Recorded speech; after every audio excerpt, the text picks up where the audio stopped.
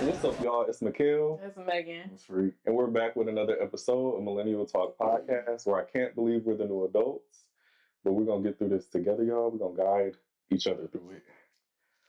But what's been going on this week? Fellow millennials? Shit. Work, and more work. Oh, my 75 have been going good. Yeah, I was just about to ask you about that. In the gym. I feel like I'm so tired now. Cooking a lot more. Eating clean. I made stuffed peppers last night. I made some chicken with squash and roasted sweet potatoes another day. I made a kale salad with the rest of the chicken because my family I'm gonna say they've been weird, but we all got like our different health things going on. Yeah. And it's not health problems. Like my parents, they fast. Like my mom had started a fast. She was gonna do like all liquids, so like water and juice for like 5 days. Oh, she did it before. I did that She too. did it before, but she stopped in the middle of the week. It was like I'm 63 years old. Yeah. Like, why do I keep cutting out food when I don't have to? It's like I felt that and I wanted to be like that too. Like, you never know. Life is just keep going on. I'm gonna eat this brownie right now, but I'm not gonna do that. I'm not gonna do that. But she can do that. So I'm proud of her for realizing that, you know what, I can just eat healthy without going on a total fast. Yeah. So, but she realized that after I had cooked that whole chicken, because for me to be consistent, it's like I cook enough for the family to eat and then I take my leftovers to work. Yeah. For my lunch. Like, okay, boom. Because saving money is also a goal during the 75 hour too. So, they didn't eat any chicken. So by the time... Wait, how much chicken did you have left over? I made like 10 chicken thighs. I'm tired of chicken. I would be too. I'm so tired of chicken. But, like, I ate that night for dinner and then I took it for lunch and then I only took chicken and the rest of the sweet potatoes the next day for lunch. And then that third day, because you can't keep eating on chicken. Yeah, that's what I was like. I had chopped it up and I put in that. It's a viral kale salad. It's like the kale, the crunch. It's kale crunch salad. Not the Chick-fil-A kind, but it's like a... It's in a bag.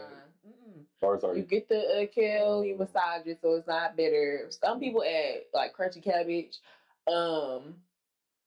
They did like crunched up croutons. I hate croutons, but I added breadcrumbs. Okay. Not celery. What is it called? Carrots. The other C. Carrots.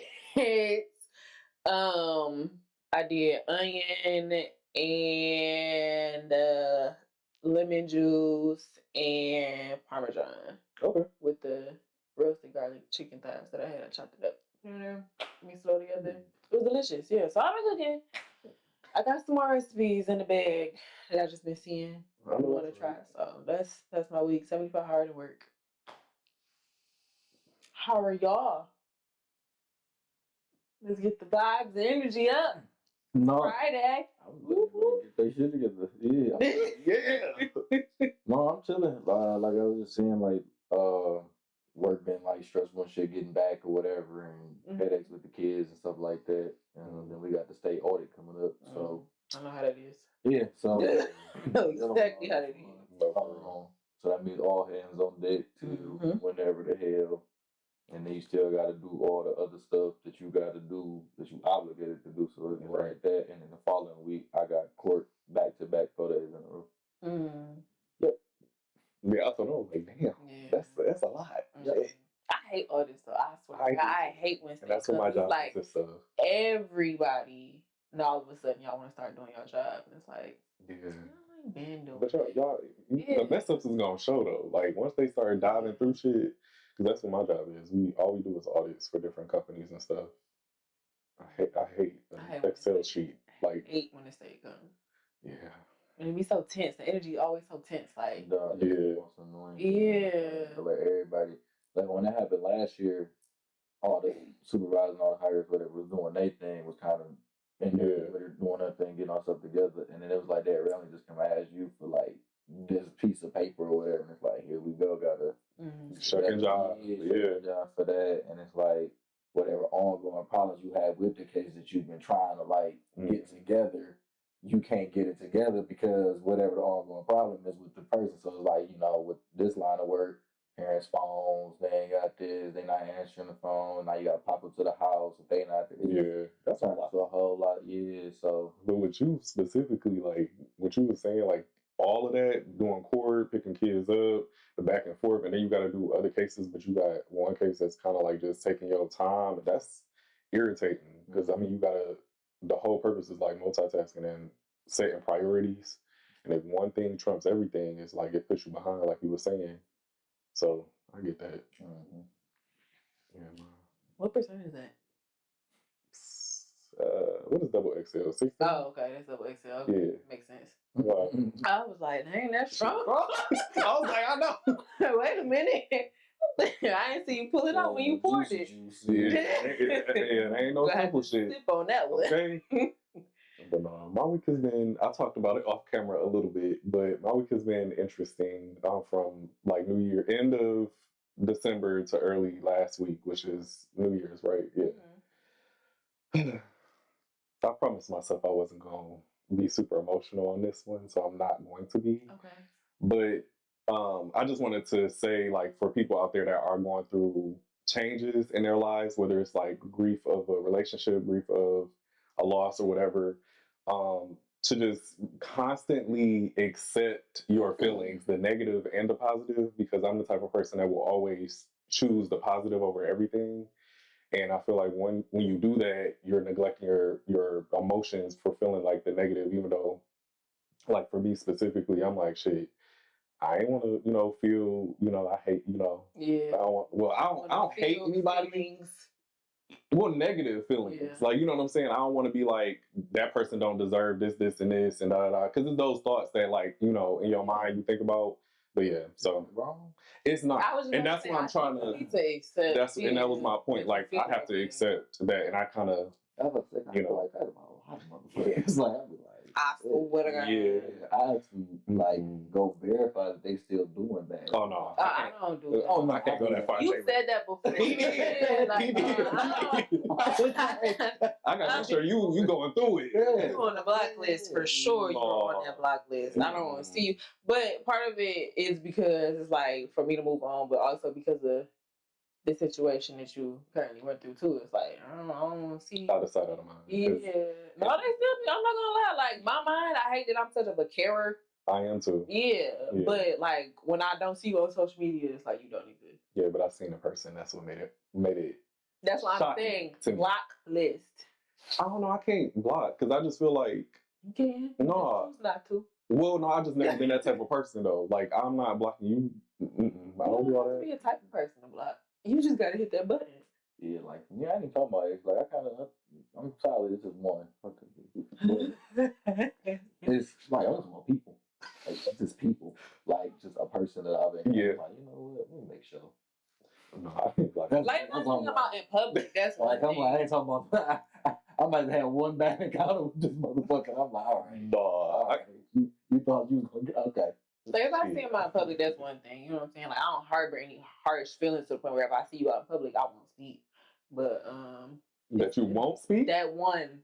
Like when he said he got that one, it's just that one. Just one. Yeah. Oh well, we all get one. Well, everybody everybody get one. gets one. It's one that I'll walk right past, but I can't do that. I feel you though. Yeah, we still got ties together, but yeah, I look at the news every day. Feel like it ain't you, shit. No, but y'all just accept both feelings. That's what I'm saying. Keep going. That's why you have to accept both sides, y'all. Being serious, I know you gotta accept both sides of the coin, negative and positive emotions to get through things, and that's something that I've always had a hard time because I always choose to be an optimist and just push, past everything. But yeah, I just wanted to talk about that because it was just something that I'm still kind of currently going through, but I've always said that I'm just constantly healing. You gotta feel through it. Yeah, so. And the feelings are valid. Very valid. My feelings about your feelings are valid too because any dude that, fumble my friend is a dummy. Period. Hold on, say without cussing, I'm trying not Okay. to. Yeah, because is it the first 5 minutes? No, we still got time. But no, but yeah, that's how my week's been. But you got trend of the week this week, so Back to bird news. The kind of time of the topic, very usual, but it's like it's two of them. So I don't know which one y'all more familiar. Like we was talking about it a little bit off camera, so everybody familiar. But it was Donnie McClurkin, that whole situation where it's a civil suit against him for one of his petitioners. Or what was the bastard name? The one with the wife with the cheer? Jamal Bryant. I think that's what it was. Sorry, brother. Whatever. But I know yeah, because they was talking about his wife with the sheer dress. Housewives of Potomac. He was on there? No, his wife, his ex-wife, Giselle Bryant. Yeah. Okay. Plot thickness. But yeah, so those are the two. I know which one y'all jumped into first, or which one sound more interesting. Y'all more familiar with. I'm more. I just want to take switch. It was the praying gateway for me. All right. Can we talk about both real quick? No, I want to talk about which one to jump to first. This time. Let's start with, because the second one, the Donnie talks about the topic. Yeah, that's what I'm like. I think that one because it's a good segue. But the first one, because we're gonna start light. Okay, let's start light. Let me drink some wine. Okay. So from what I heard or what I seen, she had a dress, beautiful dress. The backlash is because she's obviously a first lady, right? But I heard them clap back and say they wasn't a church event, and I it wasn't a church; it was a fundraiser. It wasn't a church event. No, HBC. But that's you're still a first lady, no matter where you go. That's what they say. You know they'll treat Michelle like that if she was. It's a different type of first lady. That's where it gets tricky. First lady. That's first lady. That's POTUS first lady. Y'all playing. No, I'm serious. That's POTUS first lady. Okay, so I think it's all just theatric, but that's just me growing up in the church. The way I see it is, if I seen my first lady, because we just got a new pastor at our church. But my former first lady, any of my former first ladies at the church. I mean, okay, so I'm a AME. So AME. Okay. Yeah, African Methodist Episcopal, for those who don't know. It's very similar to the Baptist church. Black, as you know. But let's put that out there. It's the name don't send it up. Yeah, African Methodist Episcopal. So many Caucasians. So many white people to go. But what I would say, so it's kind of AMB is a little more political in how they structure things. Okay. So every couple of years or every conference year, each church is eligible to get a new pastor. Oh, okay. I didn't know that. Yeah, it's like annual conference is a whole big thing happening every August. Yeah. So that's what. Yeah. Shit. You know. Yeah.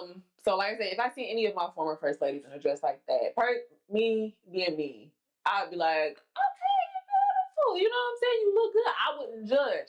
Now, would the elders of the church judge? Oh, yeah, of course. That's the thing. And then with the backlash, it depends. I'm not really sure what their denomination is, but if they're Kojic, Church of God in Christ. If they're Kojic, they judging them. No offense to any Kojic people. We do not want y'all coming for this podcast. No, but right. So, we do not want any Walk Kojic with me, Lord. coming for this one. There's a lot of y'all. I see the summons. We staying with Jesus, okay? Yeah, Kojic. That's it, I'm glad she did, because I was like, I don't know, but yeah, okay, so Church of God in I Christ. should have asked. I know that. Well, at least you go to church. That's all that matters. Yeah. That's all that matters. Church, But right.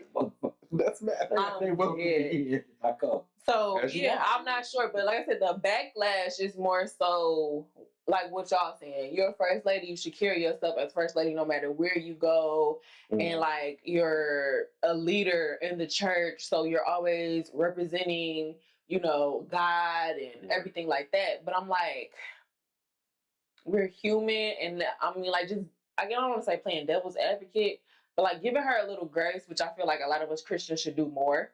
Yeah, because we get grace from God daily, hourly, secondly, every second, you know. Every dark thought you ever got. I swear to God, you know, He not out here smiting us like I used to be, but We'd all be gone.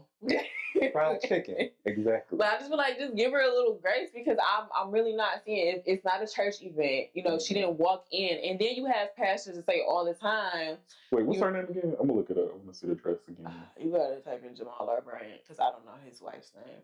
But you got pastors that say it all the time, like "Come as you are to the church." She didn't come to a church event, so why are y'all judging her if y'all say "Come as you are"? Oh, is this to church, but she's not at the church. So that's me. Oh, yeah, damn. That's right. Yeah. Okay. It doesn't look bad now that I'm seeing it. Now that's what I'm saying. What's their denomination?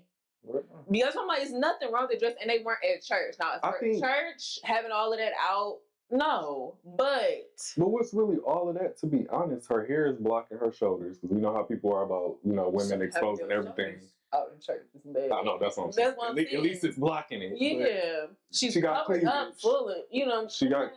I mean, and then I think it's the way the dress looks sequenced. Mm-hmm. So that's probably what it is. I think the thing is flesh tone.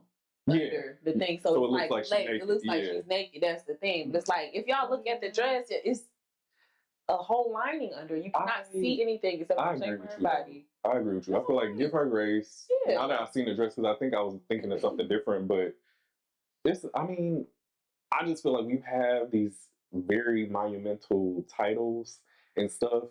You're expected to be a certain type of way. Unfortunately, I'm not saying that that's the way things should be. But it's just unfortunate. But the dress, I mean, she looked fire in the dress. I ain't gonna hold you. That's what she ate that up. She looked good. Is he Kojic? No, he's Baptist. They're Baptist. They're not as bad, but they up there too. What you trying to say?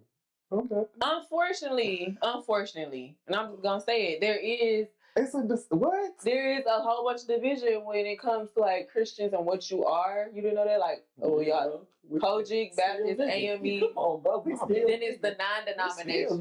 No matter where we go, we still niggas. But I'm looking at how we all worshiping God.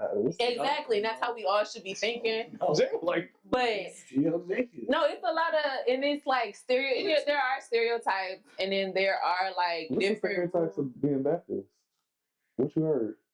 I mean, this not making thoughts. You be in church all day long.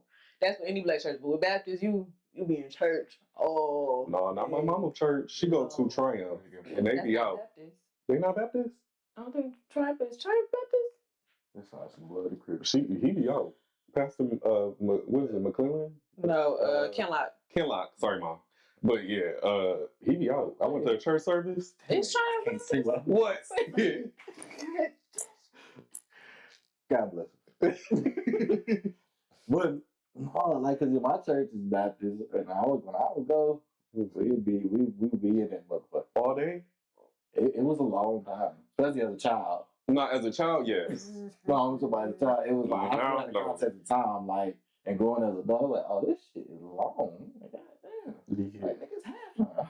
It is long. When we was kids, it used to be long. Hey.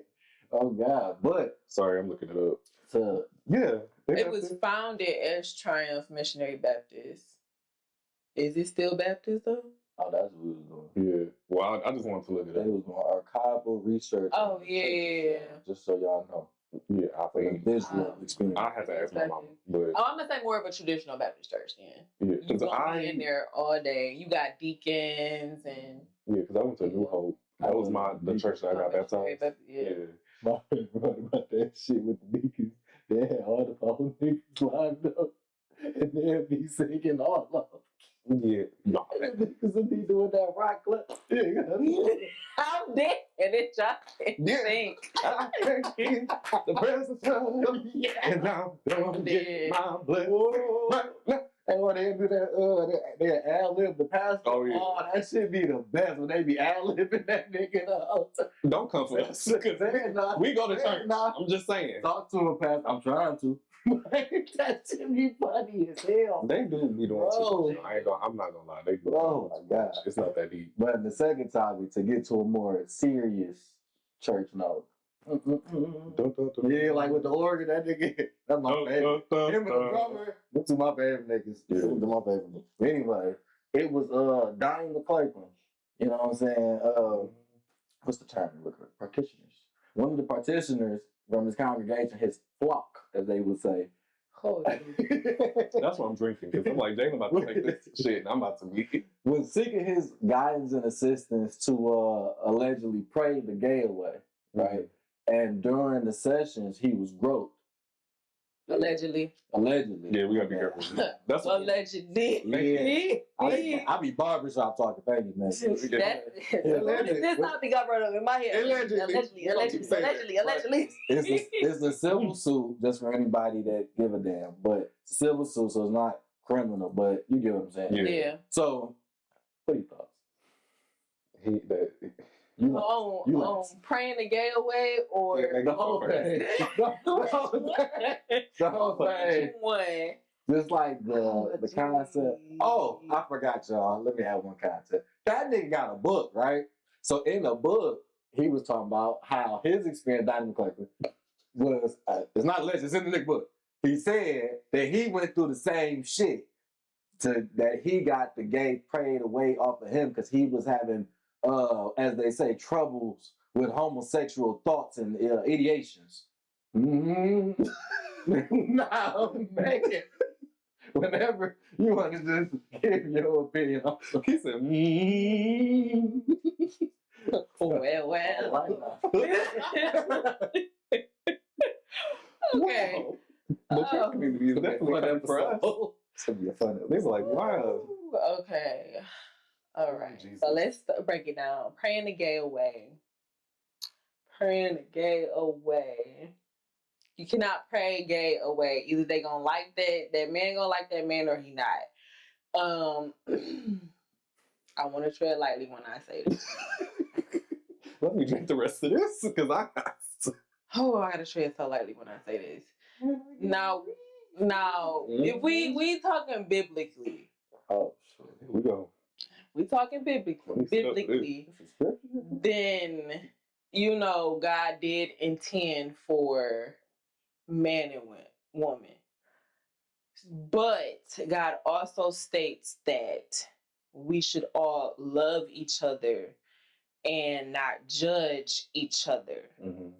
So, with that being said, it also says in the Bible, the leaders, those over the church who have their flock, get judged differently when they go to heaven than everybody else, because you are the ones. Yeah. Oh, I know that.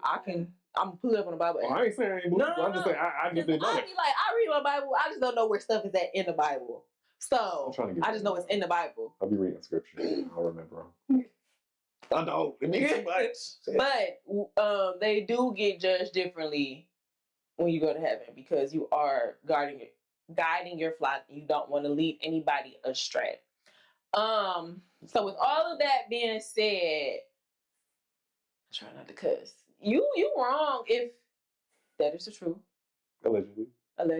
For allegedly, we talking about the first part, praying to get away, or him seeking guidance and you're praying it away. Now you can pray for him. If that's something he's battling with, if that's something he gets convicted with, okay, then yes, pray for him. Pray that God works in his life the way that God is intending to work in his life.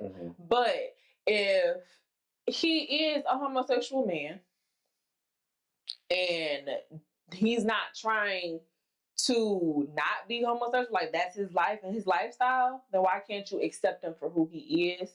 And if you feel that is wrong, because if God's not convicting that person, how are you going to push what you feel is wrong on somebody if God's not letting them know, or if God's not saying, yeah, your lifestyle is horrible? You know what I'm saying? Like, no. If he's not feeling any conviction, it's not for you to push conviction.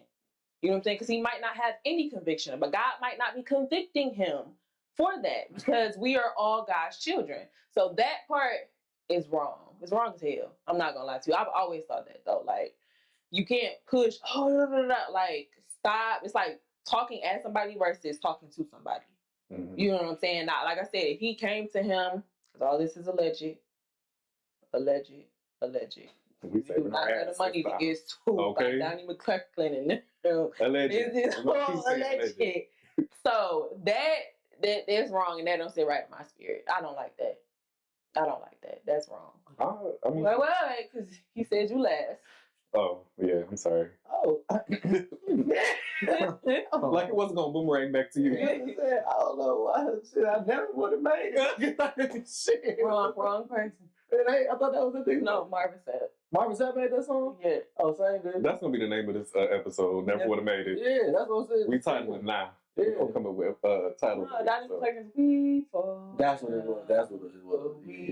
We fall down. That's gonna be the title of this episode. Ooh, that's some Steve shit. But anyways, for me, I mean, I don't give a damn. I'm gonna be honest with you. Like, I wish both motherfuckers the best. You know what I'm saying? That's why I stay out of that shit. Like she was saying, it's political, it's all that shit. You know, to the serious point, like anybody that's a leader that prey on those that seek help from them or seek guidance automatically think is wrong in any context and any can't counsel a nigga like that shit wrong. Right. So it's like, that's just how I personally feel about it. But what? Like that's just what it was for me. I don't really. It was a scroll past, and I was like, "Oh, this is a good combo in the church world. What is going on?" And then when I got to going through the TikTok world again in the comments, and of course, I'm like, the comments, they're gonna eat them alive. I'm like, wait a minute, what y'all do at these conferences? I'm like, I know it was the hetero this, but they doing that too. And I was like, you got to be more careful. Got to be more careful. I said, who would have thought it? I said, well, they be saying that at church too. Like, nigga, that be choir director, nigga. Shit. No, that's what I'm like. I'm gonna lie. There's some niggas in the pews up in that bitch in room 112, nigga. They go crazy. Some of them deacons too, and it's some of them pastors. You gotta be careful. Well, yeah, I had seen something on TikTok about a pastor, another Jamal, not Jamal R. Bryant. It's Jamal somebody. It's a common name. But the dude had came out and was like, yeah, I don't know. Like, he just started snapping on him, like, I guess exposing. It was like, yeah, you had me, like, giving you head and yes, I you and your sons, and the sons too. Yeah. I was like, that's a little that's too much for like, me. Allegedly, just allegedly. But I can pull up TikTok. I'm just saying. But yeah, allegedly. No, but I don't know. My stance on it is because being the resident gay, I guess, I'm gonna go ahead and speak on this for LGBT. Yeah, you know. Would have never thought. Yeah, gotta speak on it for everyone, you know. Resident Oh, today. Resident gay. Hell no. No, for real, because it's like, I don't think that's possible to do. If you like something, you like something. I feel like you said, if you're convicted, it's one thing for it to be your path to transition to something different. Mm-hmm. But that don't mean that if that person is, you know, transitioning to whatever they're choosing straight, whatever, that you should automatically assume, well, since it worked for him, that means everybody else got to do the same thing. I don't think it's that way. I've never felt like I had to be a heterosexual male. I felt like, did I have troubles with my sexuality at first? Of course. Like, you know, I did think like, damn, like, why would God make me like this if, you know, it's wrong or whatever the case may be, whatever. But I also feel like I feel God's love every day. So I don't really feel like I'm headed in the wrong direction. One sin is not, you know, above all others. So that's how I look at it. But to pray the gay way is crazy. But I've heard of like the conversion camps and stuff. Yeah. Oh, camp? Mm-hmm. I heard a fat camp. No, conversion camps where they send parents will send their kids to come back. Yep. They don't come back. Yeah. So, I mean, and that's the church, you know, you're part of it. Just saying. They do. And I feel like it's wrong because, you know, you are messing with the mindset of things. And don't get me wrong, I feel like some kids are confused when they get, you know, they have a experience of being like molested or something like that. That it gets a little rocky with that. But ultimately, I feel like they need more so like a therapist or somebody to help guide them. To talk. You know, to see if that's what they like. Because I feel like a lot of people go through that and they don't understand that they're coming from a place of thinking that since they went through that, that's what they have to, you know, deal with or be with. And that's not necessarily true. But yeah, I don't know. The other part of him getting groped at the conference is diabolical to me. Not in the session. In the session? Yeah, like he actually went to him for the conversion, you know, Oh, yeah. And during the sessions is when he allegedly got got. Allegedly, yeah, okay. Allegedly. I mean, I told y'all the church be the freakiest people. I swear, they be behind the pews, behind what church camp. Bible studies just too frequent to me. No, but for real though, So we a little too frequent for so much co-ed activity. Yeah. Shit. Dead. they do. They be free. The PK kids be the freakiest. No, yeah, I know for sure. So, and I feel like it's because y'all be. He was getting dick sucked by some nigga in the day with his daddy or some shit. Oh no, he wasn't the PK. He was a friend of the PKs. By association. Like, I guess so, shit. That's John. So what the fuck? But no, it's crazy, y'all. Yeah, that part, that's crazy. Wrong as hell. It is, but it be them people in high positions. You gotta be careful because, like you said, if they're led properly, I like how you brought that scripture up. That the front, you know. But if you're not leading your congregation properly, you doing wild shit. You doing wrong, and it's like I said, is you get judged by God at the end of the day. Exactly. You know what I'm saying? Like, how you want your eternal life to go? Like, you getting judged on that type of level, on top of all the wrong stuff you've done to the people in your flock. Like, he came to you allegedly, and I swear to God, we don't have money to come up against that. We sure don't, but we're doing the best that we can with what we got. That's what Mariah said. You know what I'm saying? He came up to you, and he's somebody seeking help, and basically it's like you took that moment to take advantage of them. Right. And unfortunately, so often we do hear about that in the church, everywhere, but in the church too. It's like church should be a safe place for anybody to come and seek any type of guidance and any type of help that they need. You know what I'm saying? So, yeah, unfortunate. It's actually sick. Very sick. Wrong. Very wrong. And if you are, a leader of the church or a leader in that sense in any type of way, because your church could be where you are. It's not just brick and mortar. Then you have to hold yourself to a higher standard, and you have to lead on purpose with the purpose, no matter where you are at. So don't take advantage of the people that are choosing to follow you. You know what I'm saying? Because you are supposed to be a representation of God through the works that you do. Yeah. So. What you got to say, Jalen? No. That guy choking you up. I didn't think about some bullshit. Oh. Because when they said the church shit, they just say churches where there's two or more. Right? Yeah, with 2 or 3 events. Right, so I'm like, yeah, it was that nigga, the other nigga in the room, and the nigga standing in front of the door. So with that being said, church at a different that worship something different. You don't know. Church. Yeah, that's different type of church. We ain't gonna call that church. Yeah, let's not associate that. We don't want the religious people. Yeah, we definitely named this episode "We All Fall Down." We fall, but we can get back up. And we prayed that that nigga get back up. Okay. What's the first topic? Do we all have addictions? Is our first topic. We're gonna let Jalen. We're gonna skip Jalen. Actually, do you have an addiction? So the reason why have an addiction. The reason why I came up with this topic was because I was scrolling on TikTok. Can't be real. I'm sorry. Oh my God, it's crazy. It is. We already started. It's just the sinner that fell down. So who got back up again. So no, I came up with this topic because I've been scrolling on TikTok and I just feel like everybody has an addiction to something based off of like what it is. Like for me, I was talking about it off camera. Y'all already kind of know, but mine's is like stress eating. So like when I get like really stressed, I'll stress eat. So this year, my discipline, I wasn't gonna say New Year's resolution, but this year I'm focusing on discipline. Mm-hmm. So that's kind of like what my thing is when it comes to it. But what brought me to that is because I felt like, damn, everybody is addicted to something. Like it's something that is like your a bias. Everybody. Yeah. So that's what made me think about that because I was like, well, damn, mine's is stress eating, and if I had to pick something else, so food gluttony. See, dun, dun, dun. Gotta get that together. That's why I said this year is about discipline. You can be addicted to gossip because I feel like we all are, and that's bad too. addicted to it.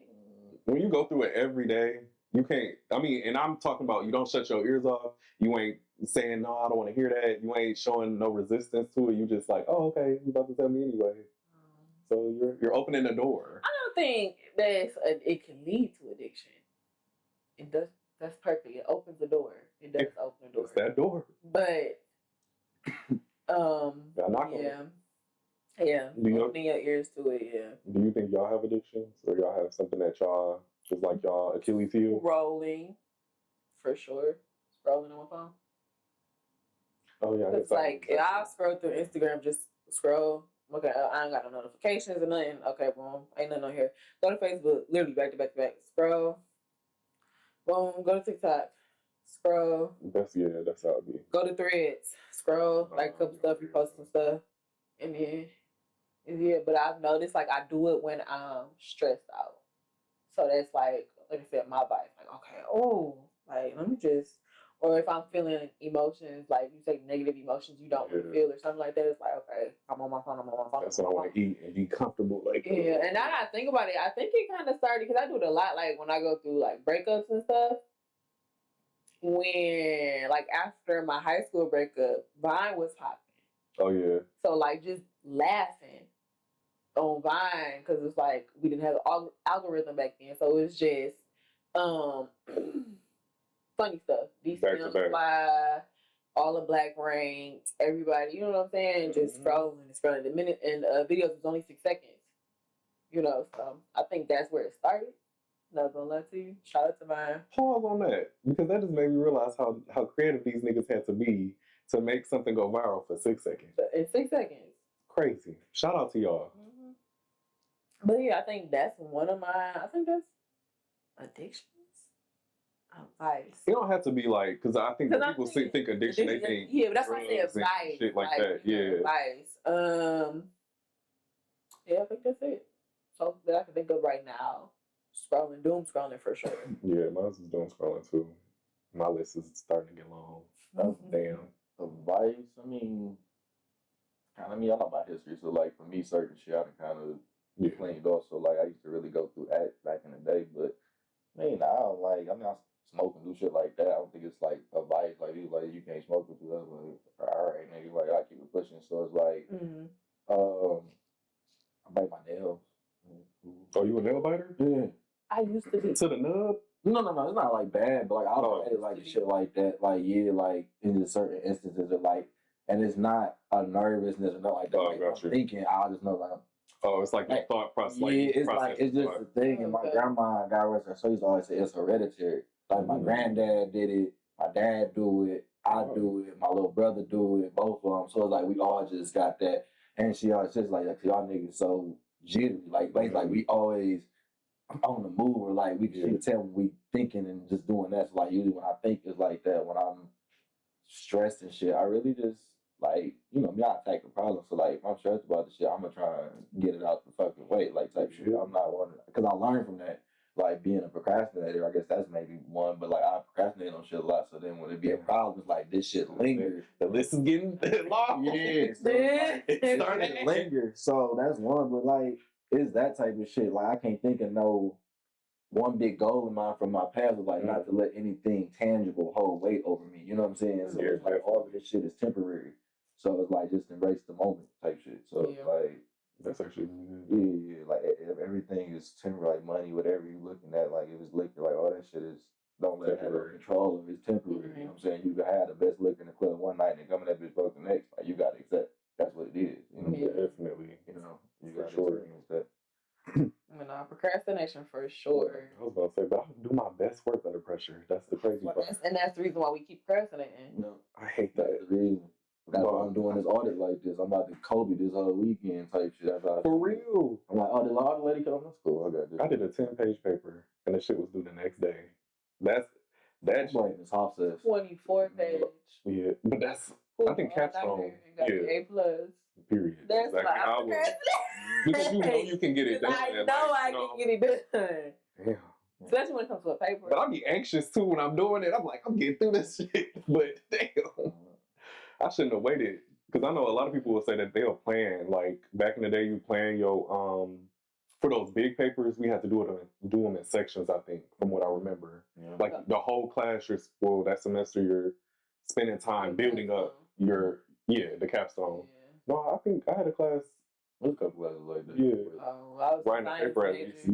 We was in the field, literally, with the bugs and animals. Should I had Oh, my biology chemistry class? We was doing shit too. Our capstone. Not you hating on the bio major. Oh, because I see where they had to go. That little dirty ass river over there. We're testing bugs today. White boys running through there for the frats. Their shoes on. Don't even ask you. Did y'all get to wear them big ass boots Yeah, in the water? tried. Oh, okay.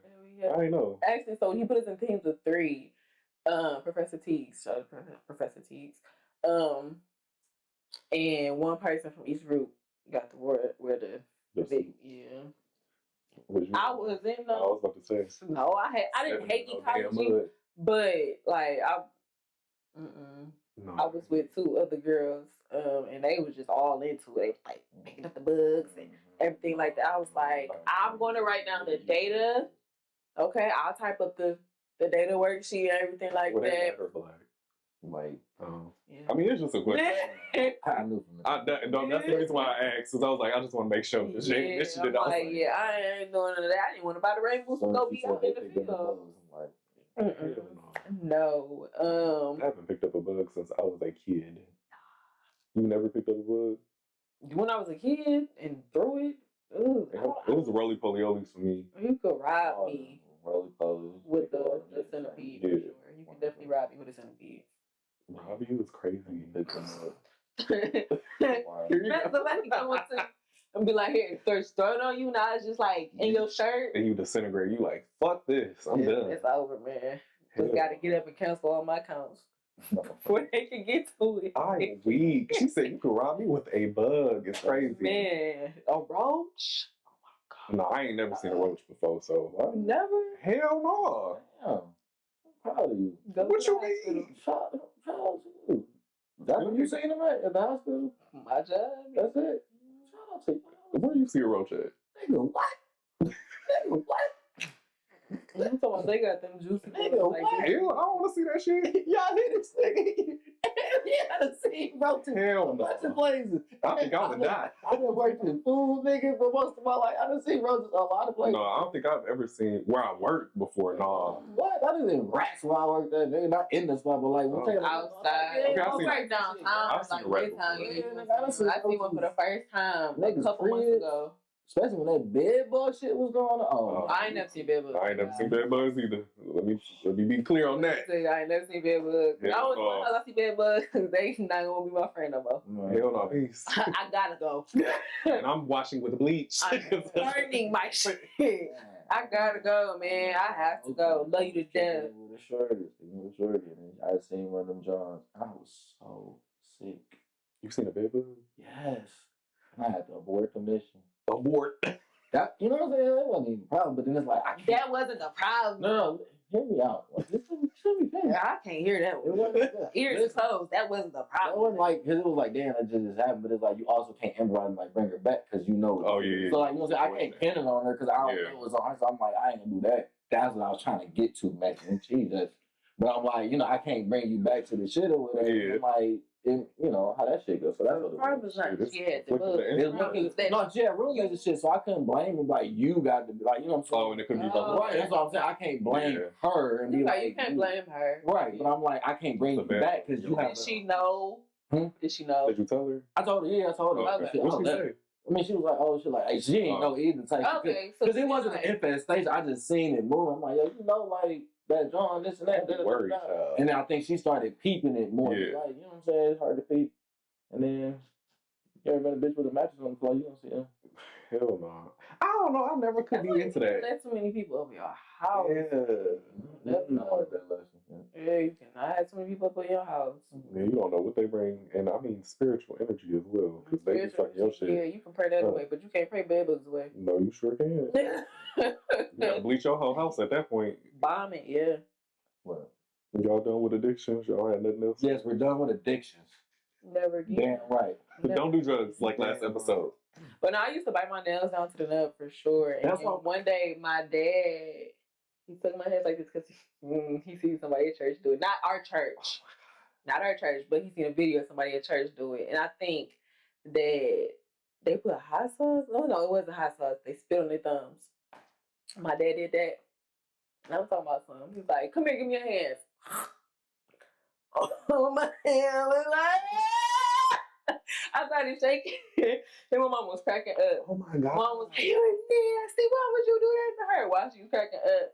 You ain't Never bit. Period. Well, y'all heard it here first. Never bit it. Now that's some extreme measures, but I did used to bite, not to where it bled. Nah, the nail But it was biters, like no. All the way Nail to the- biters, no. It's the difference between biting it down till you get that, that tip off. You saying, you know what I'm saying? Versus cutting where your nail is actually attached to your. I'm scared of y'all. I could never do that shit. No, I never did. I know somebody used to bite their nail down past where their nail connected to their skin. I used to be like, how do you get your teeth under there? Like even like the corner of the skin, like the finger. Oh yeah. Not even the fingers, like that was our friend. We like nip on that, or like Oh, got you. So like even you look at our thumb, it'd be like skin, and so like maybe a bite Like patched up. Oof. My brother used to do that. Yeah. An old schoolmate of ours used to do that when we were in elementary school. And he used to bite his skin. It got like real bad. Like he would get all the way down. You know how like your nails naturally have that like skin that starts to like peel off? He'd eat his skin and it'll rip. Eat it? Yeah, it'll rip from like right here to here. Oh, he like peeled back his own hangnail. Yeah. Disgusting. And I mean, we was in like elementary school. He was doing that shit. I never ate my nails. I ain't never ate them either. And I don't plan on it. Well, And after that, my fingers ain't been in my mouth. So what's y'all addictions? Let us know in the comments, because I want to know. We ain't the only ones that got something going on. Y'all out here, aside from drugs, we know what y'all be on. Do We do. Shit, we see TikTok. They do. But people be so quick to put something on social media, though. Like, that's why I said, like, we can see your house. Yeah. We see what type of car you drive. We see everything. But he said he was about 3 perks online. But they be talking too much. That's why I'm like, smoking and drinking all day. I'm on 3 perks. we can tell. Shit. This bitch kicking. They be, bro. I can't. That's why I'm like, you know what? Looking like raccoons because they be going through shit. I'm like, nah. Like so scary though, because I used to, when I was in the ER, I used to have people like off drugs come in, like drugs and alcohol. Off that perk 30 and that bitch looking at me. Tweaking, literally, yeah. Like just stuck. Eyes big, pupils dilated. Like I'll be like, oh shit. I want to move me from right in front of his door. Like I can sit off to the side. Like Yeah, and he stood up. He like got attention. That chin and took that nigga off. Oh, that's right. That's what I said. holding it. He can't It be though. It's low key scary though. It is looking at them. Like yeah, it's like he was a zombie or something. Yeah. But it be the raccoon eyes for me. Like they haven't getting no sleep. But I think it's the cocaine. I ain't gonna lie. I think it's It'd be the pill. or the crack. Perk. It be the crack. What they say, crackheads can live forever. If it's the crack, All crackheads. Yeah. If it's Oh yeah, the the new stuff be crack. laced. Yeah. if it's the crack, they not coming to the ER. They Oh. not getting caught. They fighting the police. And they want to run too. That's I seen a crackhead run like a Crackheads marathon. I was like, damn. Did y'all see that video? Crackheads gonna go to the house, but they try to test the system. We niggas want ground crack. Oh yeah, we did have a patient. I'm like, bro. We had a patient. I Part don't of know. my job is dealing with these motherfuckers trying to tell them. I don't know The what crackheads, his drug of choice was though, but you can tell he was like functioning off of it though. But he would come in. He was homeless. He would come in like a regular, Yeah, yeah, vet. That's one of the vets. and then just to get a sandwich. And they told me like when I was in my training, they was like, yeah, so this patient. He come in about 2-3 times a week just to get a sandwich, just sleep in the bed. He'll say like, "Oh yeah, I'm sick," whatever. He might go through withdrawals. He might not. Now that's scary. Somebody go through withdrawals. Yeah, it is scary. Yeah, because that's when the 4 points come out, and they be like, I seen somebody flip themselves out the bed, out the 4 points. Like, yeah, that's why I can't do the medical field. I cannot work in. it's a rush. It's fun. Hell no, I don't want nobody throwing up on me. I don't want to clean nobody's ass. I don't want to. I come with it. I'm not cleaning nobody's shit but my child's. That's Your it. parents? Ma, love you. I'm Jesus. mate. You know, Well, I got a sister for It's that. all right, Molly. Your dad, you have two parents. I do, but my dad is in a completely different state. Yeah, the stepmama too, man. Who about to move to fucking Alabama? Oh, Yeah. he moved? He been gone for over close to 10 years. 10? Damn. Yeah, he moved when my sister turned 18. Oh, okay. So yeah, it's been a long time.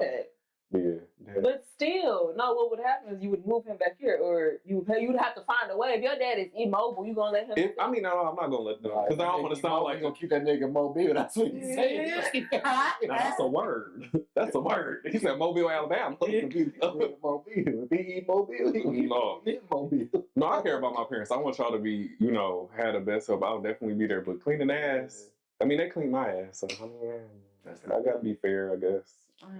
Same goes twice a child. Ooh, I don't want to go through that. Damn, getting older is Get in crazy. the gym. As long as, like, what I see with my family members, as long as y'all stay mobile, as long as y'all can move. Yeah. Both my parents moved, though. My dad still work out. Wipe your own butt. Trust me, you're good. Yeah, my mom be active. Even if you in diapers.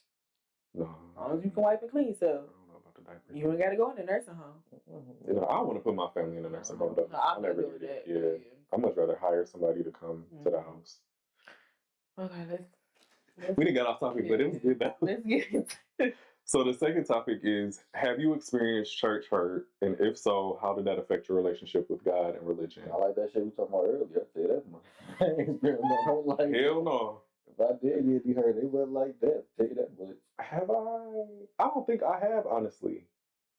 I think if the church hurt that I feel like I put on myself based off of my sexuality, that was it. Because I knew, like, the Bible said this, this, and this. Mm-hmm. So, yeah. But other than that, shit, I used to think I was going to burn.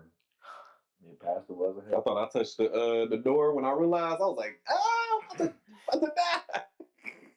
Now, did you really think that, though? I did. As a kid, I was like, I'm feeling these feelings, and then on top of that, you go to church, and what they be saying, yes, you man lay with a woman, and I'll be in Bible study like, yes, we don't want, all that. Even though we knew some freaky shit was going on since kids, we had seen all the shit that's been going on. But yeah, I thought, when I went back to church, I thought it was gonna be that time. God was gonna electrocute me. Electrocute is insane. But see, that goes It to, wasn't like, gonna come down. bad teaching, though. It wasn't. No, I feel like they were reciting the Bible just like how you did. So in my mind, I'm taking it in as a kid, like, oh shit, you gotta, Okay, let me rephrase that. I think that goes into, like, forgetting that we're humans.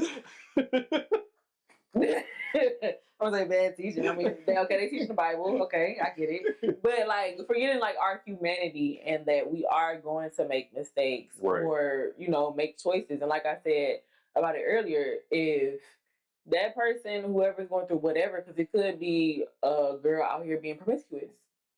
Because, some churches, they'll take you up to the front and shame you. Yeah, you a scarlet. Yeah. So it's like, put an A on you. Like her, she do that shit back. Put a red A. Or like, especially if they get like pregnant before marriage. No, let niggas know. Appreciate you, bastard. They probably already know. We ain't got to do this conversation. Y'all gonna bring it to the front. Shit, appreciate Oh, trust me, they know.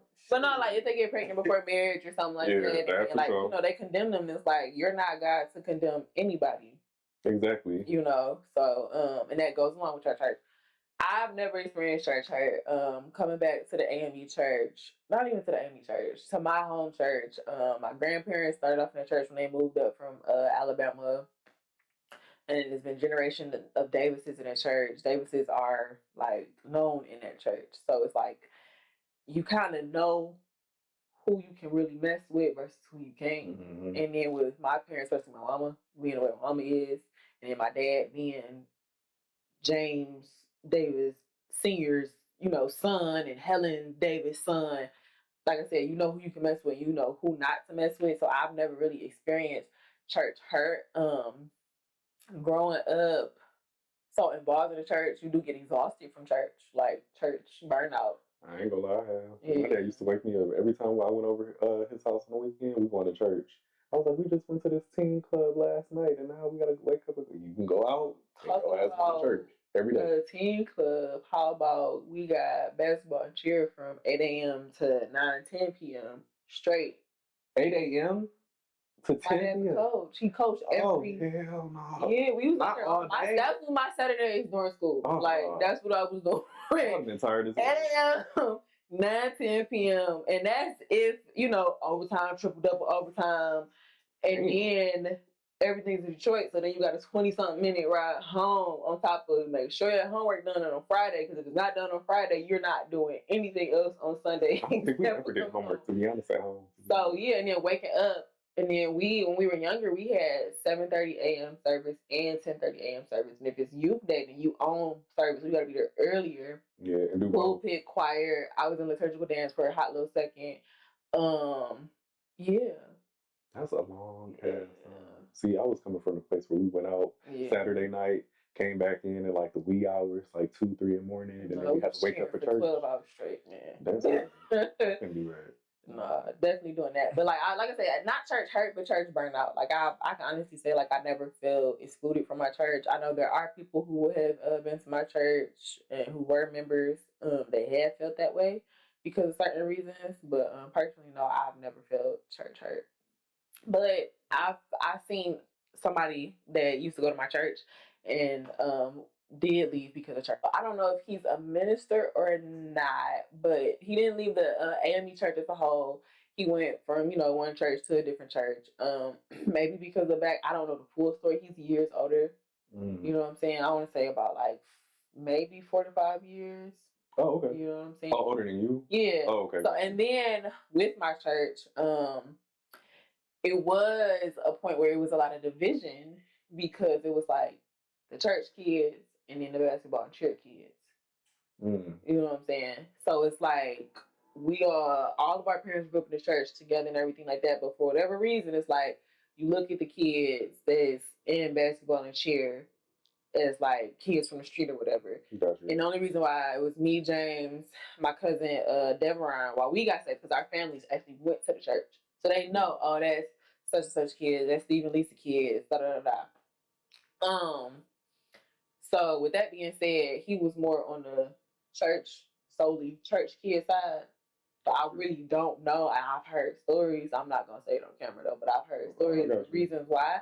But and he's come out and said a lot of stuff. But he ministers or I don't want to say he's not a reverend. They asked him to preach though. Oh, is he interim reverend? He might. I don't know. They might. I don't know what to actually call him within the church. But basically, yeah. Yeah. Public speaker. I guess for the church. Well, no, I don't know what to call it. I'm just saying. I don't know. That nigga the announcer with an extra verse. But no, like I said, I've seen he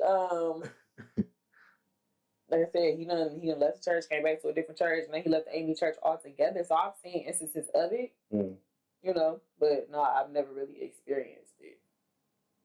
What about you, Jalen? I think at an age when I was younger, like I just went to live with my grandmas and them, like stuff like that. But after age, it was like I kind of peeped the hypocrisy that was going on, and like the veil kind of got lifted from where it was like, I don't need to invest my time here, if that makes sense, for the work, like for the life experience I want to get or whatever. And so once I started doing that, and as I got older, I would kind of periodically just like come back and like kind of see like where the headspace of the people, and like it still hasn't lined up with my level of like worldly acceptance and stuff like that. So I won't say necessarily it's hurt, but it's always like kind of just kept me out of it because I'm like, I'm never gonna be accepted in here. But the second that we out these doors, y'all can talk to me just fine. So it's like I just see that something about being in this place just make us disconnect, which is fine. But it's like I go talk to somebody of another religion and be perfectly fine. And when I talk to like people that are like Christians sometimes, like it's always like, why would you niggas? It's like, oh, okay, like we not looking at this world the same. Like I'm looking at this world like I can't say that this person, that person is wrong, that person is wrong. I'm glad that you're embracing something to guide you through his life. You know what I'm saying? And I want to hear about that because then I might be able to implement some of that into my life to make it better, which is what I do, because it's like the way that you live in, the way that your people is living, the way that y'all got that structure is making that work. So if I can apply that to my household, to my community, to my people, it don't mean that they gotta flip flop, do this and wear this and cover up and all that other shit. It just means, hey, this is how the structure can look. This is why structure is important. And it's like, when you trying to blind out of that shit, you can always have like problems, shit like that. So that's where I got hurted in that. Like, damn, like y'all don't actually, to me, sometimes want better. At least in my church experience, it's like y'all don't actually want better. Y'all want profit. You know what I'm saying? And so it's like, That's a good point too. for me, and that's cool. Like, that's cool. If ain't nobody else gonna pick it up, they cool with that. But it was like it hurt my feelings when we peeped how much my grandma was giving to the church and how little we saw them when times was like rough for her. You know what I'm saying? Yeah. And what was going on. And so even for that experience, it validated what I had felt to me all that time, especially with that church in particular. Oh. Okay. Well, he ain't say the name, so we can. Right, that's all I did. But no, he definitely hit the nail on the head because I know a few, you know, churches. We all have heard, you know, these big churches, they do go off of profit, pull up in nice cars and stuff like that. And there's nothing wrong with because it is your job to be a pastor and, you know, to take care of a church and a congregation. But it's just what you do with the money. Like, are you really giving it to the community, or are you like, you know, not helping people and the old elderly people?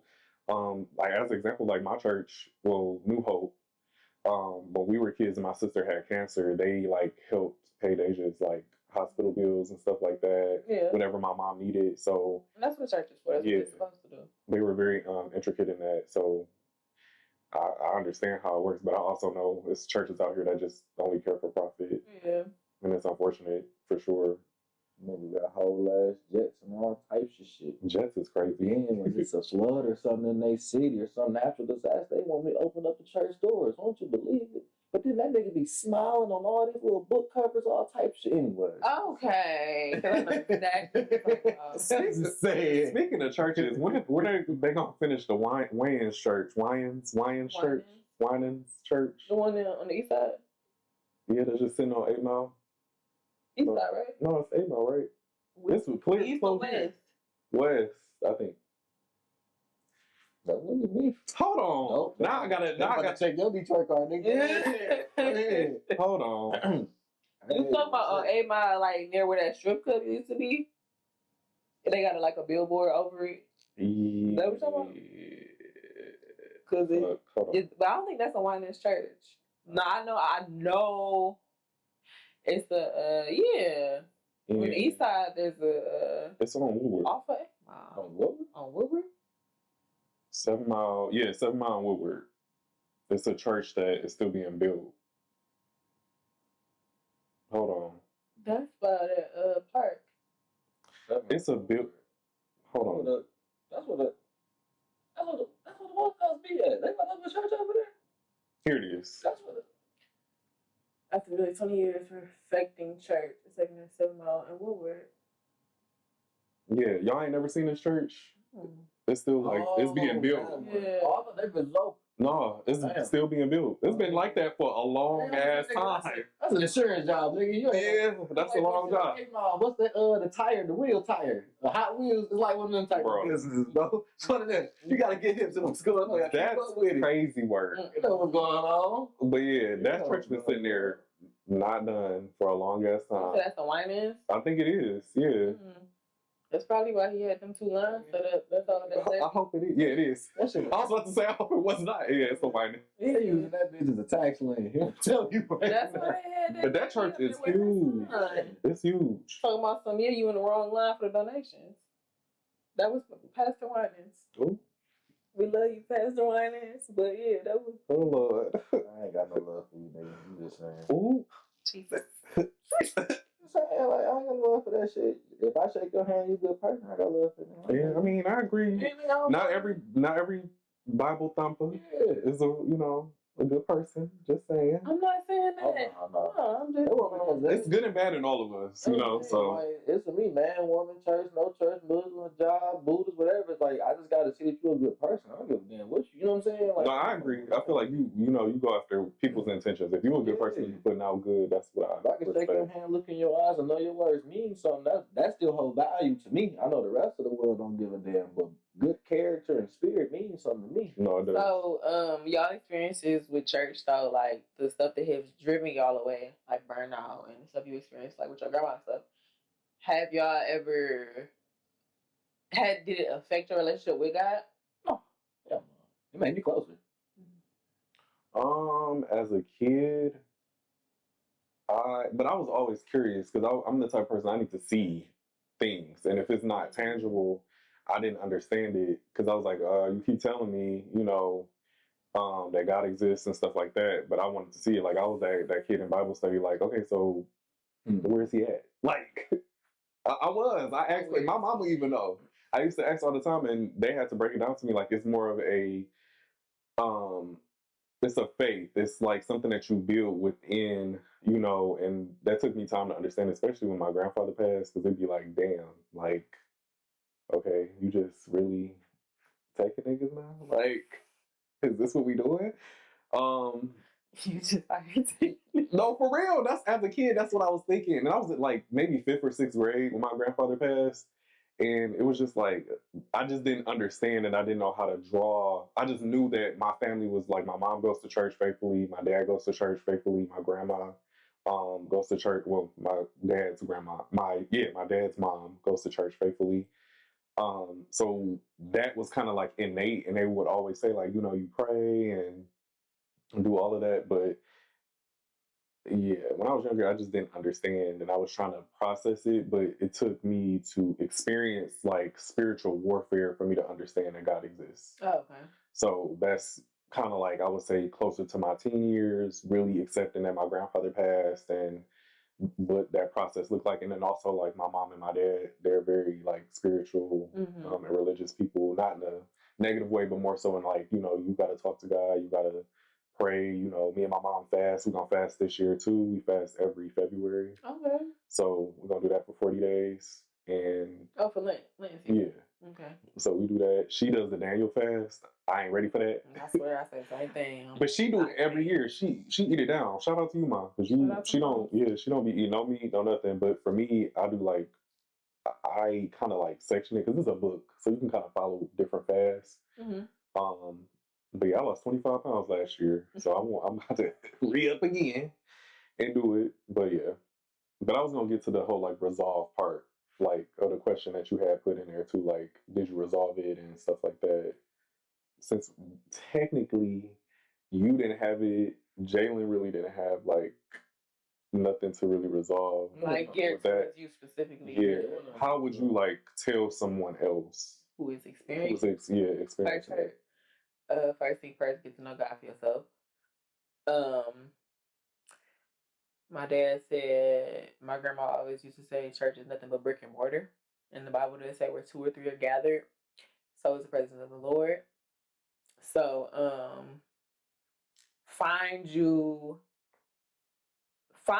go seek God for yourself. Like, go find God on your own. The Bible also says you seek him, you'll find him when you seek him with all your heart. Like, be genuine, be real. Don't think you got to put on the front or anything to talk to God. And be real with God and let him know how you feel. And I would say that it's not God that hurts you, it's the church. And the church is a bunch of imperfect people. So they're going to hurt you. You know what I'm saying? Whether it's something publicly, like public shaming, or, something that somebody did to you one-on-one, whether it was some type of abuse or assault or anything like that. People are imperfect, not excusing their behavior at all, because wrong is wrong. People are imperfect. God is a perfect God, though. So you go seek him and let him guide you and not the church. I do want to say, like, to the millennials, though, because I've been seeing, like, a lot of us turn into, like, bedside Baptists, especially since the pandemic, or we just don't go to church. I'm going to say this, though. Church, when you find one that you like and you want to get involved in and everything like that, church is a place to consecrate. You had that intentional time with God when you're in service, the fellowship with people who are of God. You know what I'm saying? And use your discernment too, because like what this whole episode has been about, there are bad people in the church. So use your discernment too. But If God is telling you to get back in church, get back to church. Just find the one that fits for you. You know what I'm saying? It might not have to be your family church or anything like that. Like my brother, from his last relationship, he has a new church home. You know what I'm saying? And then before he got to that relationship, he was seeking a new church home. That's how I wound up going to Life Church from time to time. Life Church in Southfield from time to time. Oh, that's the one that's near the gas station. Mm-hmm. On our at Green. Yep. Yeah. So you don't have to stay at your family church and don't feel pressure, because as somebody that grew up in the church, you do kind of feel pressure. You feel wrong.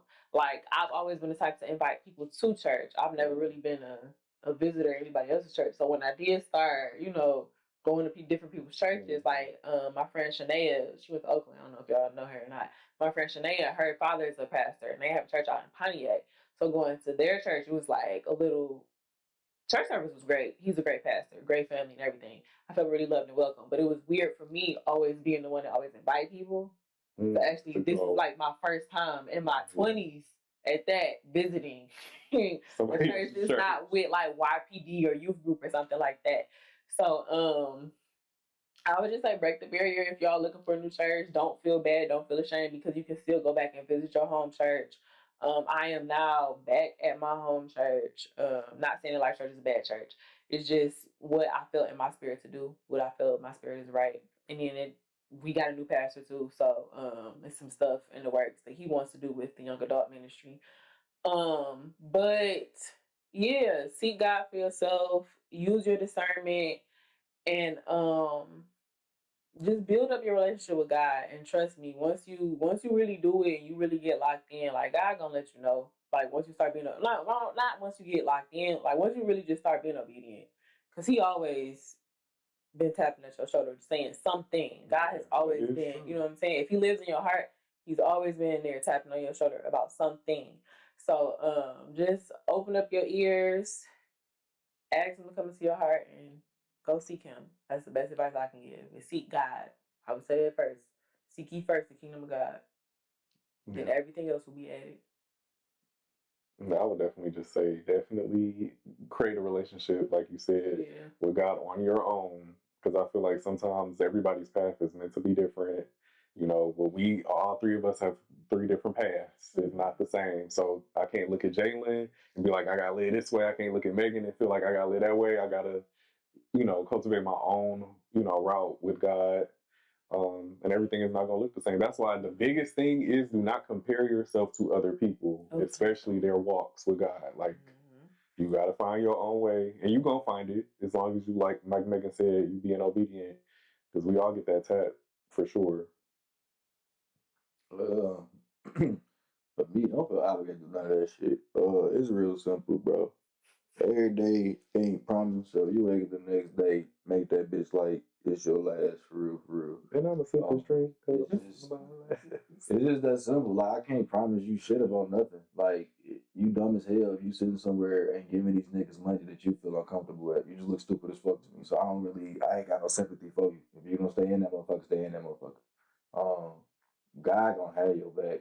That's all I can say. I was sitting here listening, and I remember the moments for me when we were sitting here talking about, like, even before the grandma shit. It was like when the fire and brimstone preaching kind of shit stopped for me. And I don't know if you know what I mean when I say that, but just that, like, the pastor I further introduced was like one of them old niggas from like the South. It was like, it felt like a slave nigga was talking to you. Like Martin Luther King or something. Yeah, it was like one of that type of situation going on. So like, I had a pastor like that. So like, I felt it in a different way, like pause, but it was like I felt that shit like what he was saying, like as a kid, it was like damn, like let me have this level of structure, and like he was preaching about like developing as a person, how important that was. And then I noticed the shift to what they refer to as like prosperity preaching and shit. And like that shit, once I seen that in the church and what was going on, going back to that prior point, I was like, yeah, fuck all this shit. And I think a lot of people is in that weird place right now. And like, for me, how you were saying, like, that journey of finding somewhere to go, like, I don't really be feeling that shit no more. Like, I'm like, yeah, like you said, two of them over together. Okay, cool, bet. Like, y'all ain't gonna talk about God and shit, cool. Like, we talk about hooping for all I give a fuck. Cause like I'm gonna go home and pray tonight. I'm gonna go home and be with my wife, my lady, and shit like that. Speak that into existence. Right. Shit like that, and like just doing certain shit with her. It's like that's just what's important to me, and like the shit I've been through. God got my back. Like Chris Rock used to say, like shit, the nigga that ain't in the church, like that's when you feel better. Like God got me. That nigga I ain't with the church. This nigga still bless me. Shit, I love this motherfucking shit. I'm for real. Woo. What mine? No, that shit real though. No, that is, and that's why I said like wherever two or three are gathered, like so is the presence of God. And your church, like again, church is nothing but brick and mortar. Church is where you are. And when my cousin Aaron passed away last year in March, when the pastor was on his eulogy, he actually said that he was like, I think I seen Aaron about 2 or 3 times since I've been preaching here over the last X amount of years, but he's like looking at the amount of people and everybody that said something when they gave their 2-minute speeches or whatever, and they were like, his church was his house. His church was him inviting people in his house and cooking for him. His church was hanging on wherever he was hanging out, and going to the Lions games, and you know what I'm saying. He always prayed. He always did this. He always did that. Rest in peace, Aaron. But that is what you look with, and like, how can I say this? You don't negate your humanity. Like, that's not a reason for you to go off and do whatever you want to do. It's consequences to everything. But like, don't negate the fact that you are a human, and then you will make mistakes and you're not perfect. And that's why I say build a relationship with God and have him guide you wherever 2 or 3 are gathered. So is the presence of God. So like I said, like what you just said, like you can go sit up and talk to somebody while you hooping. Talk to somebody about God, like, hey, I been doing this or been doing that, or just being around people. It's like, yeah, you inspired me to go read the Bible, and it really pertained to my situation wherever I was reading and all this other stuff. Like, seek God, just seek God, And then, like I said, if you are to be a part of a church, go be a part of the church. If you comfortable with being a bedside Baptist and you really like, or maybe you just don't have the time, and it's okay. A lot of millennials don't. Like, even with my parents, they didn't start going back to church after they left the church. They didn't really leave, but you start having kids, you get married, and everything like that. And, like, your life revolves around them now. Until I was about 8, you know what I'm saying, and that's when I got like baptized and everything like that. And don't feel bad. Just go with your flow and just be real and keep that relationship with God tight. That's really all I can say. Like, your church hurt is your church hurt. The reason why I brought up my friend that had left the church, because I had lost my train of thought. He made a post on Facebook and he was like, it comes a time. No, listen. It comes a time where we got to let go of church hurt. And it really does. Like, how long are we going to keep holding what happened when we were 12, depending on the severity of it, as a reason to not get back in church? And I felt that because, like, you see a lot of, church hurt. The church shunned me away when X, Y, and Z happened, and go to another one. Don't like the vibe there, go to another one. Don't like the vibe there, it's churches online. Like, don't let what people did steer you away from God, and don't allow what happened at a place to keep you from having that relationship. No, that's a good point. Yeah, I agree with that wholeheartedly. Like, cause how long are we gonna hold? Because if it was anything else, it's like, how long are you gonna take to heal from it? But when you involve the church, it's like, this happened in church, and this is the reason. Well, no. It's just like when your mama slapped you or your mama used to beat you.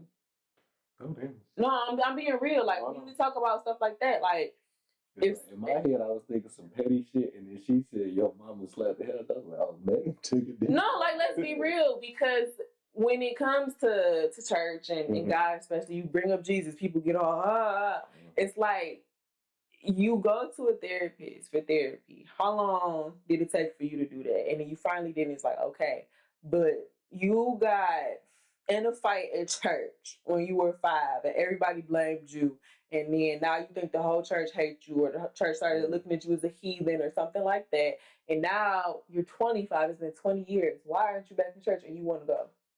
You want to go back. I'm a bedside Baptist. But So it's like, you know what I'm saying? Like, let the church hurt go or go get healing, just like how you would with any other area of your life.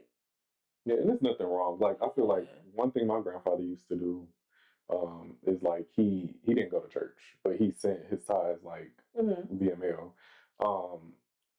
Yeah, he always believed like, you know, as long as I'm doing right, I'm praying and stuff like that, he good. And I kind of felt the same way. Not saying that I would never go to a church because I visited my mom's church, but it's just, you know, I feel like God is always with you. You know, then as long as you put it in the work and you know what God has for you, that's all that really truly matters. Yeah.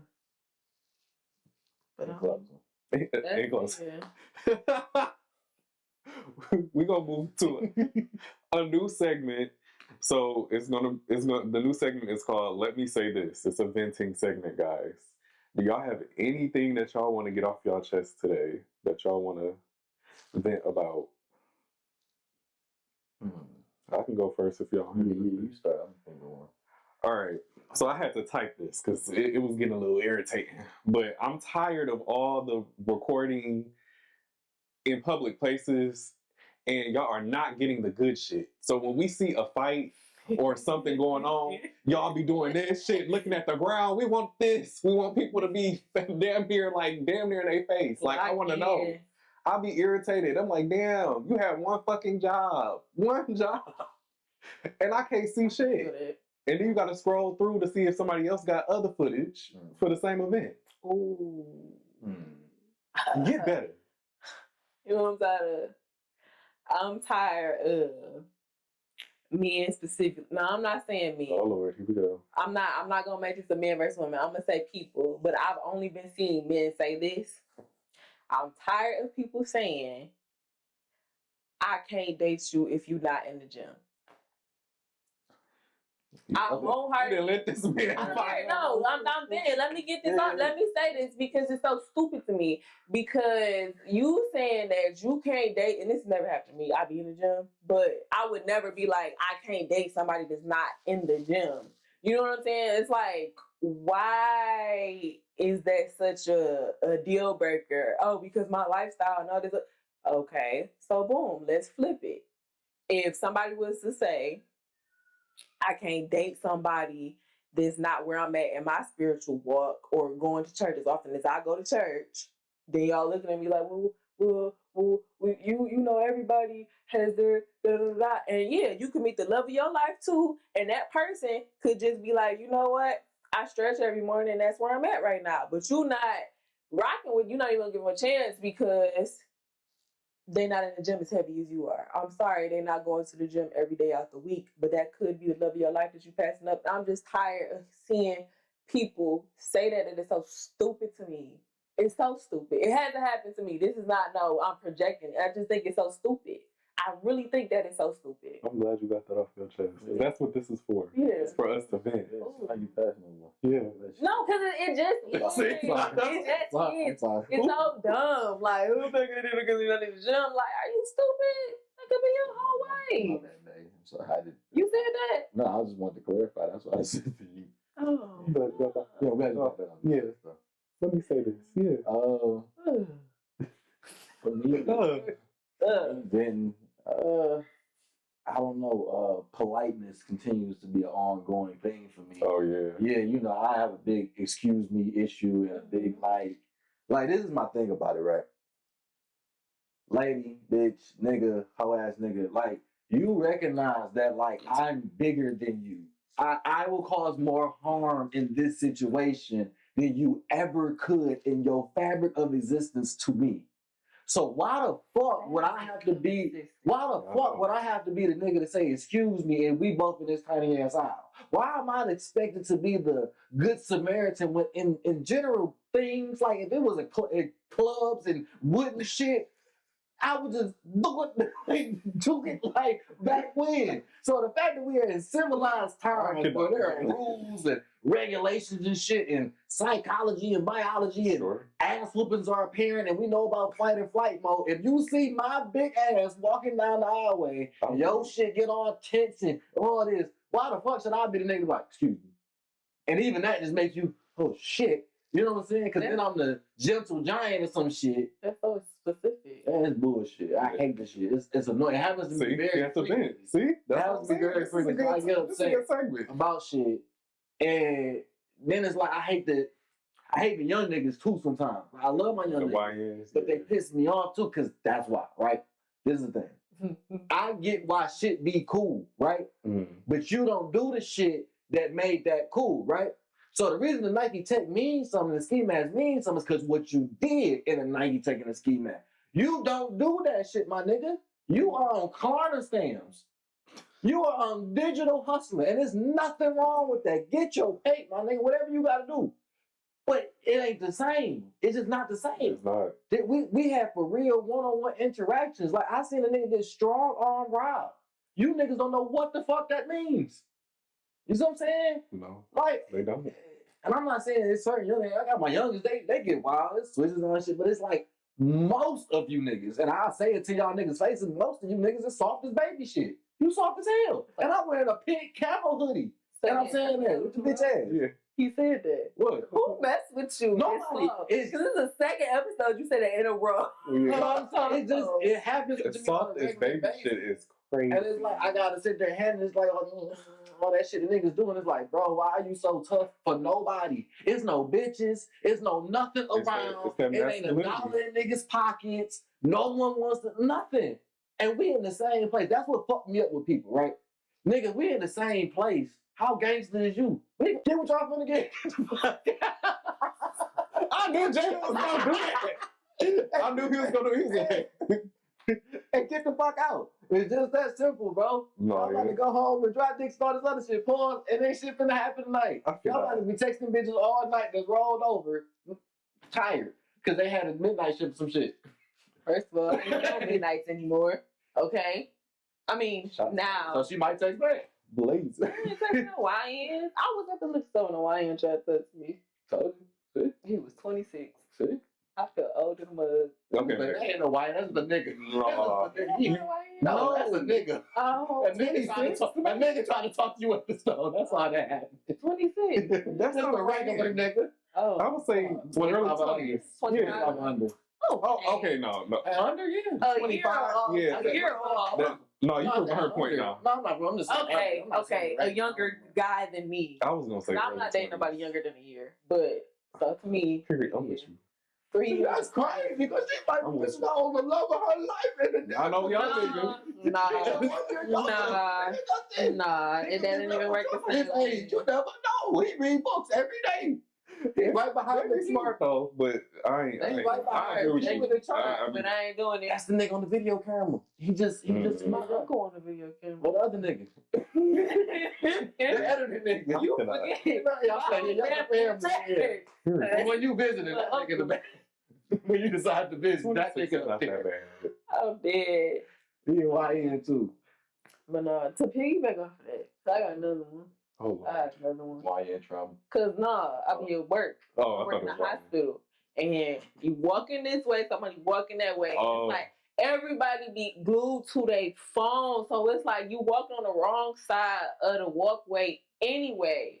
You the big dude, the biggest. on his phone, not paying attention, and then you just walking. I'm like, either I'm gonna move, you gonna move, but I'm tired of moving because 3 people ago I had to keep moving. Why do I have to keep moving? I'm walking on the right side of the walkway, and it's a whole bunch of people because it's a hospital. You got somebody pushing patients, 2 people behind you. You got 3 nurses running to where they're supposed to be. Everybody trying to get lunch. Like it's crowded. Walk on the right side.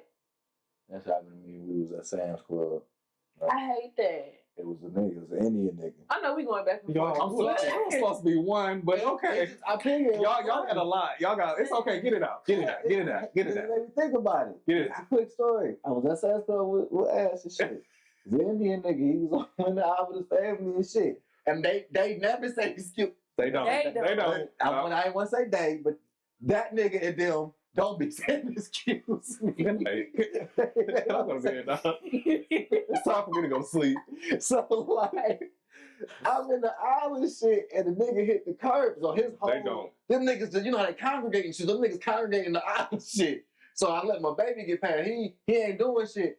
I'm talking about I done hit this nigga to the whole shit like some bowling pins. His wife done grabbed him and shit, her shit coming off and shit. Yeah, nigga, you want to keep it gangster, nigga? Yeah, you a whole foot shorter than me. Let's keep it gangster. And I know Jalen literally did like, he did like, you know, I stiffened the fuck out there. I damn near dipped into his ass. Damn hit that nigga in the chin with that motherfucker.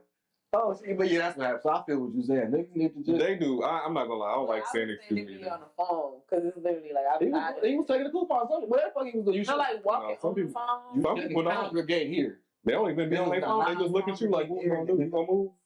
Oh, I don't move no more anymore. Not in the grocery store. Dipping my shit. Not at work. I put in them extra reps just on my shoulder, nice and football ready. Just bitch.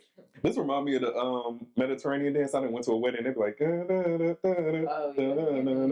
want to do that shit. When I get married, I want to do that. And they drop to the flow. I want to go to a foreign wedding so bad. I went to, well, no, I wouldn't count that as a foreign wedding. I went to one Mediterranean wedding. It was lit. I'm gonna leave it at that. But let's get it to get hip, guys. Let's get it to get hip. What y'all got to get people hip today? All right, so I'm gonna shout out my friend Kendall Shaw. Is this another book?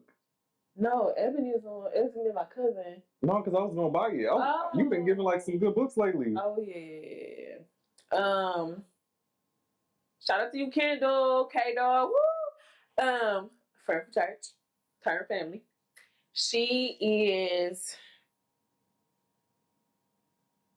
a cage fighter. Yes. She's a cage. Oh. Your facial expression. That just shocked me. I didn't expect that to come from her. She's always been into fitness. She's always been into like extreme fitness, like CrossFit and stuff like that. So she has been training. Like I've seen stuff on Facebook like with her training, but I'm like, okay, she training. Kendall gonna eat healthy. Kendall gonna train. There's two things she gonna do. Yeah. Wait, Kendall from Oakland? You met Kendall? You knew. She was at my 25th birthday party. You met Kendall. We got a whole picture together, all of us. Okay. Not that Kendall. You thinking the DJ is Kendall. Oh, yeah. Never mind. Not that Kendall. That's Track Kendall. Okay, yeah, you're right. You met my friend Kendall, though. Okay. Oh, yeah, I have. This one. Yeah. Yeah. I remember her. Yeah. So, honest, I'm just shouting this out. It is she cut it off. She's doing a cage fight in Lansing. I'm trying to find a company that runs it. You send me the flyer. Okay, yeah, you can stream it Saturday, January 10th, which, I mean, by the time this airs, it'll be out. But you can stream it. I'll send you the link if you want to stream the fight. Okay. But Capital City Cage Fight Championships. Boom. It's Kendall Shaw versus Sarah Kim.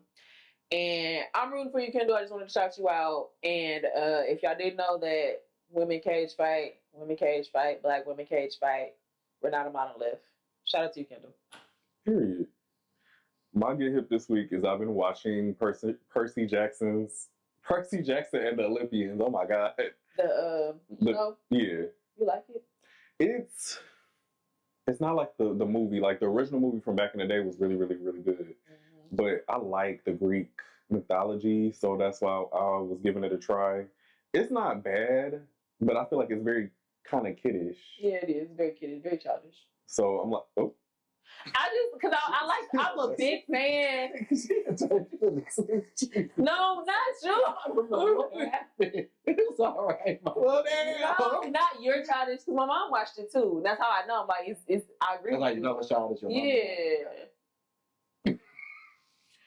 Because I watched it with my mother. Okay, so you childish too by something. No, I'm not calling anybody who watched it childish. I'm saying the show itself is like kiddish. I'm agreeing with you. Kiddish, yeah. It is. It's like not as adult as you would want it. Yeah. I'm a big fan of the movie and the whole, as a whole. So it's like, yeah, I feel like y'all should have came better, especially with the actors that y'all had in the movies. Yeah, because I feel like the actors and actresses they chose. Sorry, y'all, that's the double XL.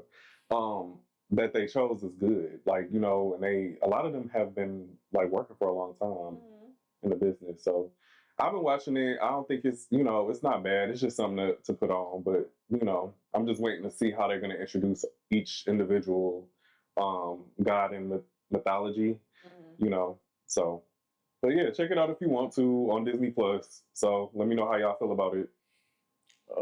My Get Hip. It's just two things. It's two albums. Jill Scott announced her album, so who may concern.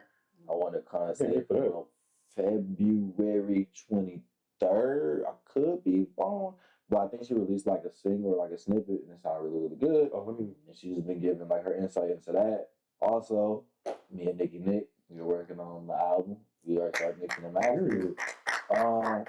As right now, it's the title "How About 9." So that's all I'm gonna leave for that. But yeah, How About 9? We're looking at about 10 to maybe 12 tracks. Oh, okay. Yep, and we're gonna have a real fun, cinematic movie type rollout. Okay. That's What's inspired. the genre? They gotta come I on was the show. about to say it's a alternative rock album inspired from 90s, kind of early 2000s rock music. So it's real fun. So like Arctic Monkeys, 3 Days Grace, sometimes Paramore. A lot of those different types of groups. Okay, I like Paramore too. Yeah, that's into Drowning Pool, shit like that. So yeah, that's good too. just trying to do different shit. So it's been really fun. So I'm excited for that to come out. I had no release date, nothing like that, but just expect it when I talk about it. Well, yeah, definitely have him on the show when we roll it out. Yeah, Sure. that'd be fun. All right, make sure y'all let us know if y'all got hit to what we got y'all hit to. And we just gonna move into If I Knew Then What I Know Now. Almost pick a word. Did we pick a word? I have one. Oh, prepared. Acceptance. Okay. If I knew then what I know now about acceptance. If I knew then what I know now about acceptance. Well, to my point earlier, like you sometimes do in life have to accept the way that things are. Especially if you know for a fact you can't control anything, you have to accept that and move forward in faith. Amen. That's because I'm going through it right now. So if I knew then what I know now about acceptance, it's not always easy. Mm-hmm. No, it's not always easy. A lot of times it hurts. A lot of times, it's not what you want, but piggybacking off of Deont McHale. It's the double XL. It's okay. It's not. I just never call you that. That's the thing. Piggybacking off of McHale. Yeah, it's you just have to allow it to happen. Accept whatever cards or whatever you was dealt. And if you want to make a change from it, make a change from it. If you can't make a change from it, accept that too. It just has to happen. Acceptance in some way, shape, or form has to happen. Exactly. Yeah. I agree. No, if it's something wrong, make change. But if it's inevitable, if it's just the cards you was dealt with the situation, because what's in my mind is your situation. My situation? Yeah, because we talked about it. You said acceptance. The reason you chose the word acceptance is what's on my mind too. So, but no, as a whole, I feel like I'm remembering now. That's the double XL. Yeah, it's not, I'm gonna just go back to my original point. It's not always easy. It's not always fun. A lot of time it's hard, but accept the things that you cannot change and move on with life. Boom. If I knew then what I knew now about acceptance. Damn, your voice got deep. Let's hear all that bass in your voice. If I knew then what I know about acceptance. If I knew then what I know about acceptance is that we all fall down. We get back up again.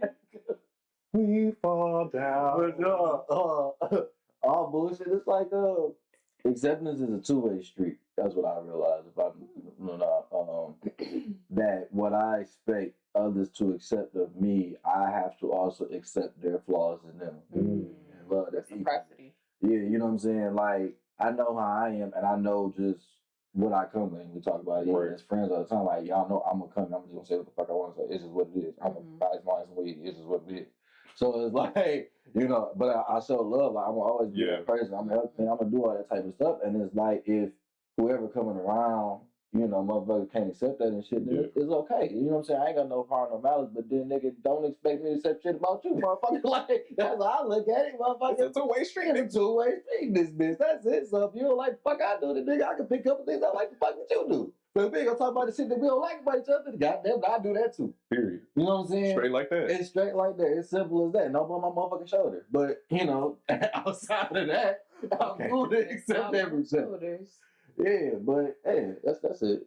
If I know them, I know not. It's like it's a two-way street because like sometimes how you are as a person, you will consider that a great quality, and it is for you. So you will want to see that in those around you and try to push them in a direction that might not be meant for them to reach their best self. True. And I didn't recognize that like early on and severed like friendships in light of that.